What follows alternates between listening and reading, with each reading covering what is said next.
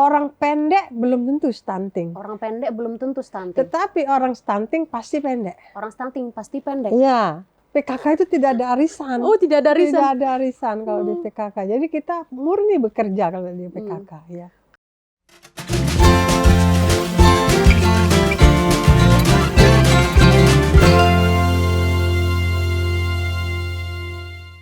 Halo Tribuners semua, senang sekali saya Laila Tundiam, jurnalis tribunlombok.com kembali menjumpai Anda dalam program Bincang tribunlombok.com.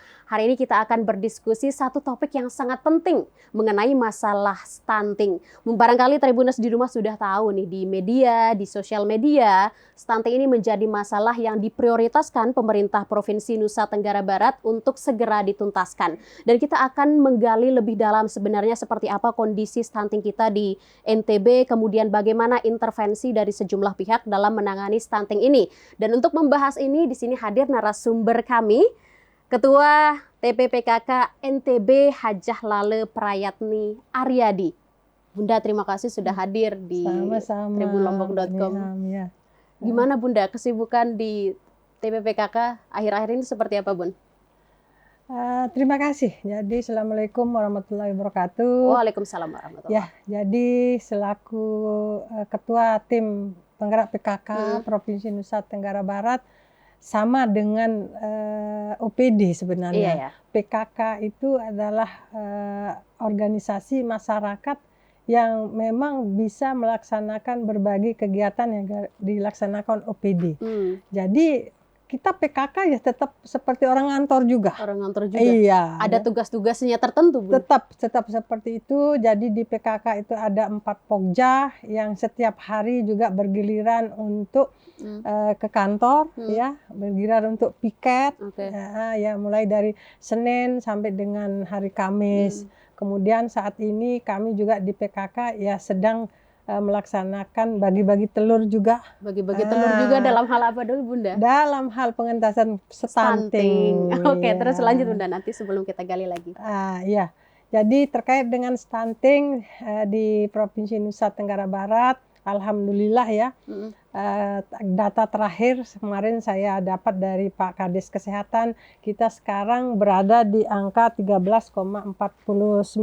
13,49. Ya, dengan penginputan data sebanyak 98% dari puskesmas. Artinya ini angka stunting kita jauh menurun dibandingkan dengan tahun-tahun sebelumnya. Alhamdulillah ini sudah turun. Tahun kemarin kita masih berada di angka 16,9, terus turun lagi.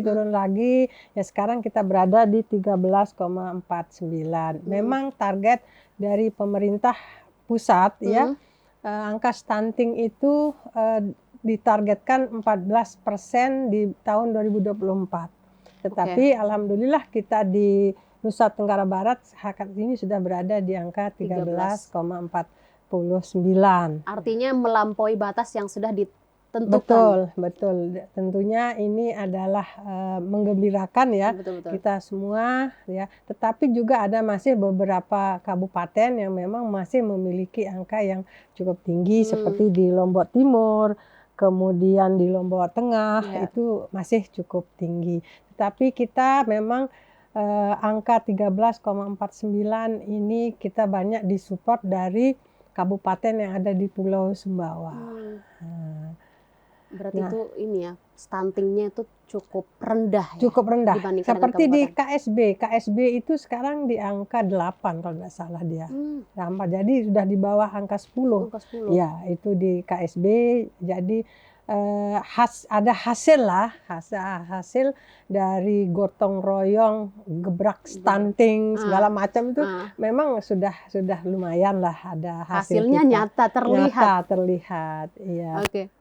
Terus gimana Bunda tadi dari TPPKK ada bagi-bagi telur dalam penanganan stunting. Sesederhana itukah cara menangani stunting Bunda, hanya dengan makan telur, konsumsi telur? Ya. Memang stunting ini banyak dipengaruhi, banyak faktor yang mempengaruhi ya, terkait dengan lingkungan juga. Ya. terus terkait dengan kebersihan, ya penggunaan jam, banyak faktor yang mempengaruhi khususnya kita di Nusa Tenggara Barat. Tetapi kemarin pada masa Pak Zul Rohmi, memang hanya telur ini dulu yang memang kita coba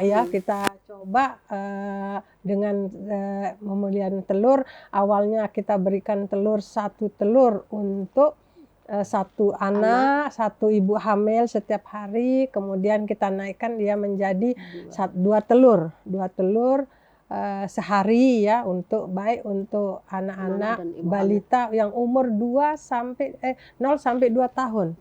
Sama ibu hamil.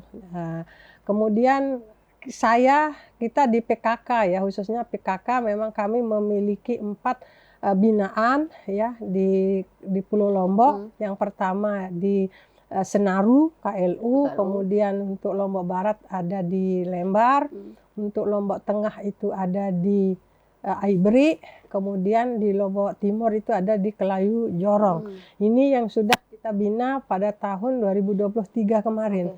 Ya. Nah, berlanjut sampai sekarang, Bunda? Sampai sekarang, karena ternyata dengan pemberian telur ini belum tuntas 100% dari anak-anak yang mengalami stunting. Lalu gimana tuh kelanjutannya untuk? Nah, kami dari PKK akan menuntaskan itu. Tentunya 3 bulan ke depan ini kami akan tetap mengintervensi kepada anak-anak yang belum terjadi kenaikan berat badan maupun tinggi badan.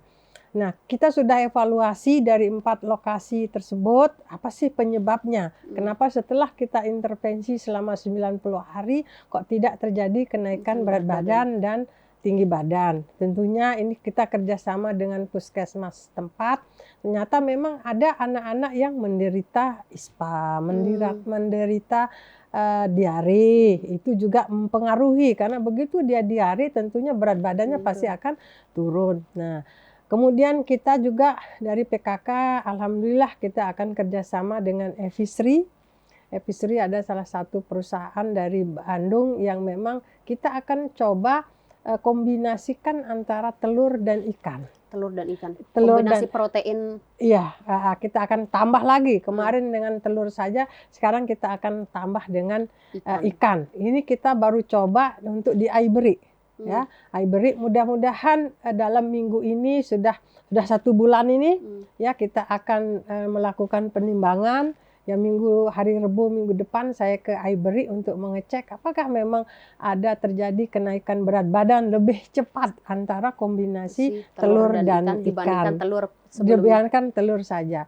Sebenarnya tidak hanya itu, sebenarnya kita dalam intervensi kepada stunting ini kita juga harus menggunakan produk-produk lokal. Ya, anak-anak ini ya seperti makanan-makanan, ada pisang, ada sayuran yang ada di desa-desa, di wilayah di mana itu ada angka stunting tersebut. Itu juga kita coba.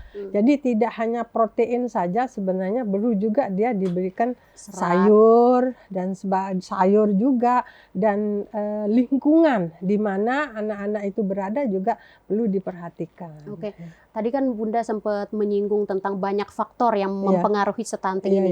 Yang Bunda temukan di sejumlah daerah itu, apa karena memang lingkungan itu bisa kita katakan Bunda belum maju dan pengetahuan literasi tentang dengan kesehatan reproduksi, tentang stunting itu belum sampai sana? Atau memang stunting ini bisa terjadi di mana saja, di kota, di desa, gimana Bunda? Kalau stunting ini semua orang yang yang kita tahu juga dia orang tuanya berpendidikan, orangnya juga anaknya stunting. Ya, anaknya juga ada yang stunting. Stunting itu bisa terjadi di siapa saja. Bahkan tergolong orang yang tua yang berpendidikan, anaknya juga berpotensi stunting. Contohnya karena pola asuh.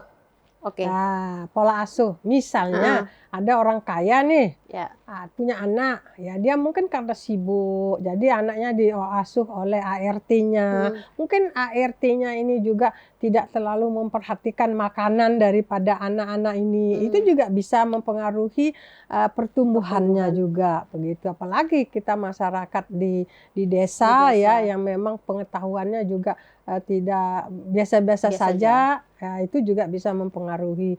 Kemudian yang terjadi di kita ini juga terkait dengan pernikahan usia anak. Ya, di saat belum umur dia melakukan pernikahan, tentunya ini juga bisa melahirkan anak yang stunting nanti.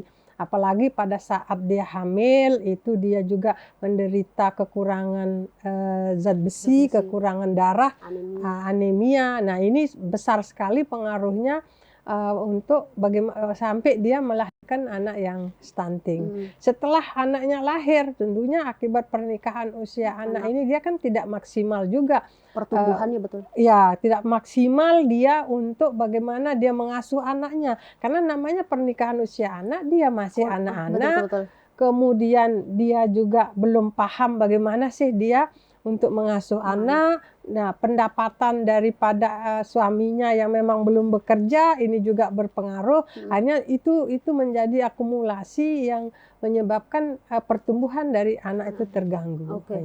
Berarti memang berpengaruh sekali ya pernikahan usia anak terhadap kelahiran, terhadap stunting yang ada di ini.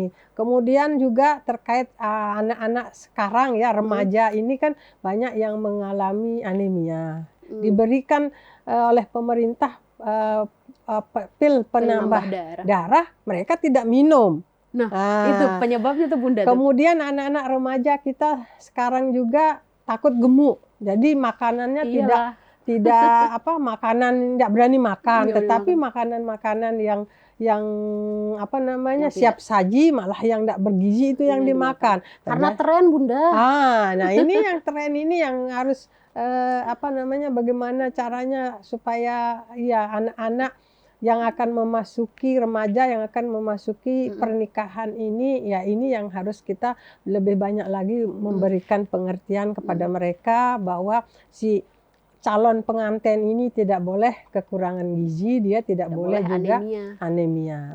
Lalu ini ada intervensi tidak Bunda dari TPPKK untuk menangani anak-anak remaja atau usia belum nikah seperti saya agar siap dalam kondisi siap, sehat jiwa raga, tidak anemia, tidak kekurangan zat besi, supaya bisa melahirkan dengan tumbuh sehat anaknya gitu, Bunda. Iya, tentunya kami di PKK ini kan setiap tahun bisa 2-3 kali kami roadshow ya ke kabupaten kota.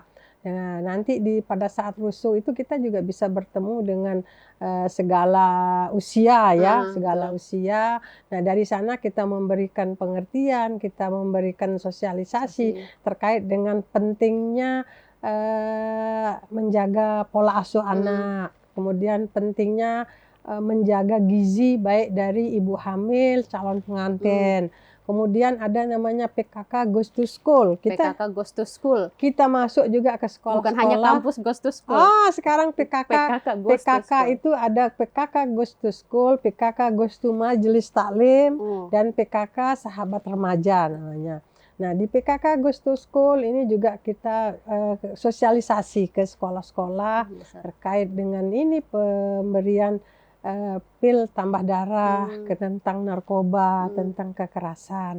Memang ada dulu kegiatan juga dari PKK dari provinsi untuk bagaimana anak-anak di sekolah ini makan makanan yang bergizi. Ya, saya pernah 2001 kalau tidak salah di salah satu SMA di Lembar ya, pagi-pagi kita sarapan sama-sama, anak-anak membawa bekal, jadi di halaman sekolah itu sarapan sama-sama supaya kita juga melihat seperti menu yang dibawa, apakah memang menunya bergizi atau tidak. Tapi kan sepertinya pola seperti itu Bunda susah untuk diterapkan. Karena anak-anak juga, anak-anak sekolah, saya dulu juga seperti itu Bunda, lebih enak jajan di kantin, gorengan, apa gitu. Memang susah ya sesuatu untuk mau merubah perilaku ya. Betul. Perilaku, jangankan perilaku masyarakat desa yang harus kita rubah, bagaimana dia hidup sehat, kemudian makan makanan bergizi. Orang-orang yang berpendidikan juga ternyata susah juga gitu, karena zaman sekarang orang ingin hidup yang simpel-simpel saja. Semua serba instan, Bun. Semua serba instan, duduk depan TV sambil ini kita telepon Gojek datang bawa makanan. Gojek harus masuk nih disebut sama Bunda. Apakah kita yakin bahwa makanan itu sehat atau tidak? Nah, ada memang perbedaan antara di generasi saya ya sama generasi yang sekarang. Kalau saya mau diajak makan pizza, makan itu enggak bisa saya. Nah, kalau dikasih makan ambon kulep, ya itu lebih baik saya makan. Nah, itu perbedaan yang kita dulu sama sekarang ya. Kenapa orang-orang dulu itu mungkin ya kalau dianggap bukannya tidak pernah sakit, dia makanannya lebih alami zaman dulu ya. Walaupun dulu kita makan kacang panjang, itu kan dia tidak pakai pestisida, tidak diolah segala macam. Bayam pun zaman sekarang ini kan sudah tumbuhnya itu ya karena obat-obatan. Nah, ini juga yang mungkin banyak pengaruh juga kepada anak-anak juga sekarang. Gitu. Ini kita membahas tentang stunting, cara pencegahannya gencar sekali, semua elemen bergerak mencegah stunting. Sebenarnya pengaruh stunting ini terhadap kemajuan daerah itu seperti apa, Bun? Kenapa ini gencar sekali ditangani oleh Pemprov? Stunting ini sudah pengaruhi tubuh ya, kemudian mempengaruhi otak. Ya, jadi kita kan ada namanya generasi emas 2045. Tapi kalau stunting ini sekarang kita tidak tangani, tidak diturunkan, kemudian malah targetnya mungkin bisa 0, maka itu juga bisa mempengaruhi tingkat kesehatan masyarakat. Begitu tingkat kesehatan masyarakat kita rendah, maka itu juga akan mempengaruhi kepada ekonomi. Ya, ekonomi kita kan berkaitan. Iya, kita kan tidak mau ya nanti akibat anak-anak ini banyak yang stunting, terganggu perkembangan daripada otaknya. Jadi bukan hanya fisiknya saja yang pendek, tapi otaknya juga terganggu.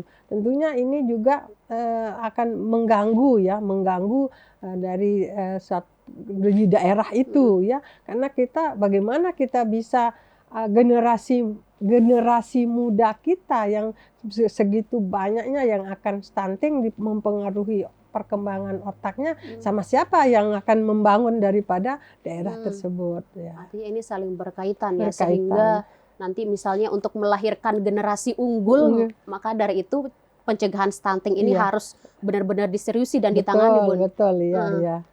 Jadi stunting ini kalau sekarang kita harus dimulai dari tadi remaja dengan pemberian pil tambah darah, harus dia makanan bergizi, kemudian masuk di pernikahan. Tentunya ibu hamil ini pun dia tidak boleh kurang gizi, tidak boleh dia kurang darah, dia juga tidak boleh darah tinggi.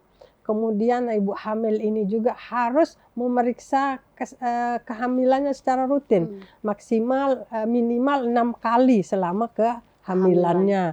Nah, begitu dia nanti melahirkan, maka anaknya ini juga pola asuhnya harus diperhatikan, makanan empasinya juga harus diperhatikan.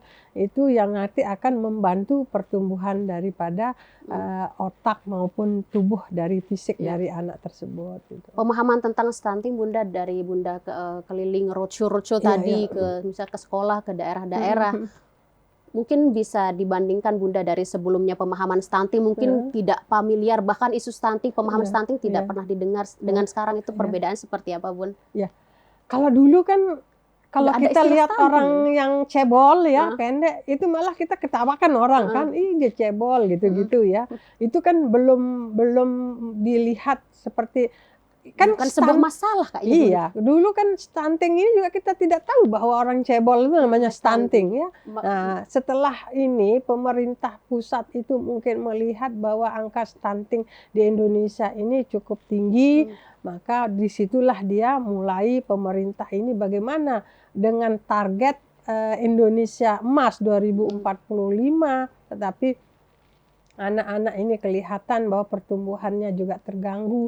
Kemudian belum lagi kalau dulu kan ribut-ribut tentang busung lapar kan, itu saja yang dibahas, busung lapar kan. Ternyata ini juga sekarang berpengaruh juga kurang gizi. Nah, sekarang semua orang bicara tentang stunting. Tetapi yang perlu diingat bahwa ya orang pendek belum tentu stunting. Orang pendek belum tentu stunting. Tetapi orang stunting pasti pendek. Orang stunting pasti pendek. Iya. Gimana coba Bun? Gimana elaborasinya orang stunting? Pasti pendek. Pasti pendek. Tapi orang pendek belum tentu stunting. Nah, ada orang pendek yang memang dia gennya mungkin ya, ibu bapaknya juga pendek, keturunannya dia pendek. Tetapi dia punya perkembangan otaknya normal. Malah dia mungkin bisa pintar, itu dia tidak stunting. Oke, pemahaman kita yang masih awam Bunda, intinya yang pendek itu stunting. Ternyata tidak. Tidak. Belum tentu stunting, yang pendek belum tentu stunting. Tetapi orang stunting pasti pendek. Pasti pendek. Nah, karena pertumbuhannya tidak. Dia akan kelihatan dari mukanya dulu. Misalnya dia pendek, kelihatan mukanya imut-imut seperti anak-anak. Walaupun dia umurnya mungkin sudah 30-40 tahun, tapi wajahnya imut-imut kayak anak. Kemudian dia perkembangan otaknya kan melambat. Misalnya ada gangguan dia ngomong mungkin, terus kemudian ada gangguan yang perilakunya masih seperti anak-anak walaupun dia sudah berumur, yaitu stunting dia. Itu gejala yang tetapi kalau misalnya ada orang yang pendek tetapi dia cerdas, dia pinter, ya memang itu gennya dia untuk dia pendek. Saya banyak teman-teman saya yang pendek-pendek, dia enggak stunting. Dia otaknya normal seperti biasa. Ini pemahaman baru. Jadi ketika lihat orang-orang yang tubuhnya mungkin tidak terlalu tinggi, jangan dikatakan stunting karena itu belum tentu stunting. Belum tentu stunting. Pemahaman baru Tribuners. Tadi Bunda juga sempat singgung tentang selain dari Roadshow Good to School, ada yang terkait dengan remaja, itu program TPPKK itu seperti apa Bun tadi? Iya, ini menarik. PKK Sahabat Remaja. PKK Sahabat Remaja. Iya, tentunya kita di PKK ini kerjasama dengan BKKBN, dengan ada Gindrinya. Kemudian kita di sekolah-sekolah juga ada konselor sebaya namanya. Konselor sebaya. Ya, kan anak-anak remaja ini dia kan di rumah mungkin dia tidak terlalu terbuka bercerita sama orang tua. Ya, bercerita sama orang tua. Jadi kita membina remaja-remaja yang memang dia bisa tempat curhat temannya gitu. Itu juga PKK. Kemudian kami juga di PKK bagaimana terkait dengan penggunaan narkoba misalnya ke sekolah-sekolah. Kita keliling ke sekolah-sekolah untuk kita berikan kerjasama dengan BNN untuk berikan pemahaman kepada anak-anak ini bahwa bagaimana dia menjauhi narkoba, untuk tidak melakukan kekerasan, bullying kepada teman-temannya di sekolah. Stunting ini bisa orang pendek ini bisa juga menyebabkan dia sekali mungkin guyon-guyon lah di sekolah, kamu pendek-pendek stunting. Nah, padahal belum tentu dia stunting. Ini kan itu namanya dibully ya teman-temannya. Ini juga salah satu yang kita harus berikan pemahaman kepada murid-murid sekolah. Dan alhamdulillah Dinas Pendidikan dan Kebudayaan Provinsi itu kan hari Sabtu itu namanya ada Hari Budaya kan. Budaya, jadi di sanalah anak-anak remaja juga dia mengekspor hobi-hobinya di sana. Nah, kita PKK juga waktu zamannya Bu Niken itu kan ada namanya Kabar Bunda Niken ya, yang itu memang kita khusus membahas remaja dan permasalahannya. Jadi permasalahan remaja sebenarnya kompleks. Kompleks banyak sekali. Dan itu remaja itu rentan terhadap hal-hal baru lah supaya bisa disaring. Paling cepat dia. Paling cepat. Berarti TPPKK ini bukan hanya bergerak di wilayah, mohon maaf Bunda, ibu-ibu gitu ya, bergerak bukan saja tapi langsung ke remaja juga. Ya, jadi sedikit tentang PKK. PKK ini adalah satu-satunya organisasi wanita yang dibentuk dengan peraturan presiden. Kalau organisasi yang lain dia hanya punya ADART. Kalau kita dibentuk oleh peraturan presiden. Di dalam PKK itu ada 4 pokja. apa aja, Bun? Ya, ada 4 Pokja. Ada Pokja 1 itu tentang pembinaan karakter keluarga, di Pokja 2 itu tentang pembinaan dari ekonomi keluarga. Kemudian di Pokja 3 itu terkait dengan perumahan dan pangan. Kemudian di Pokja 4 itu terkait dengan lingkungan, lingkungan dan kesehatan di sana. Nah, jadi pekerjaan dari PKK itu sebenarnya dia merangkum dari pekerjaan beberapa organisasi perangkat daerah. Dinas Kesehatan ada di sana, kemudian Dukcapil Ekonomi, koperasi, semuanya ada di PKK. Nah, memang kalau dilihat, ibu-ibu PKK kan ini orang tua-tua kan. Betul. Yang itu adalah pengurusnya, ya, kader-kader di bawah banyak yang muda-muda. Tetapi pekerjaannya PKK itu juga mengedukasi kepada remaja, tidak hanya ibu-ibu tua-tua. Kalau zaman dulu mungkin ini kan PKK ini orang tua-tua, padahal tidak. Ya.